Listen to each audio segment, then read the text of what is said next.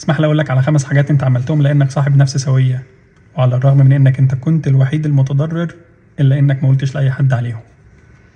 اول حاجه هي انها لما ضاقت في وشك وما كنتش عارف تعمل ايه ما لومتش حد، وكل اللي قلته انا نفسي اختفي، لكن في الحقيقه انت كل اللي نفسك انك بس تتشافى او تاخد فرصه. 2، في كل موقف قلت فيه حاجه حلوه للي حواليك انت الحقيقه قلت الكلام اللي نفسك تسمعه، فوضعك هيبقى احسن كتير جدا لو قلت نفس الكلام اللي قلته لغيرك لنفسك في بعض الاوقات.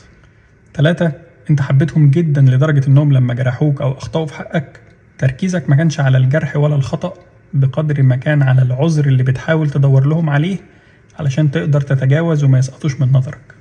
4، مشكلتك انك فاهم كتير جدا عن نفوس الناس لدرجة انك عارف وفاهم ليه كل واحد بيعمل اللي بيعمله. 5، في كل مرة عملت فيها حاجة حلوة وكبيرة قللتها في نظر نفسك لانك كنت دايما خايف انهم يقولوا عليك مغرور او متكبر، لكن في الحقيقة كل ده لانك ما اتشافتش زمان ولا اتقدرت. وضعك هيتغير جدا ونفسيتك هتبقى احسن لما تفهم ان فعلا ليك دور، لان ربنا سبحانه وتعالى قال إن كل شيء خلقناه بقدر، وانت مش مجرد شيء، انت المخلوق اللي ربنا سبحانه وتعالى قال فيه ولقد كرمنا بني آدم وحملناهم في البر والبحر ورزقناهم من الطيبات وفضلناهم على كثير ممن خلقنا تفضيلا.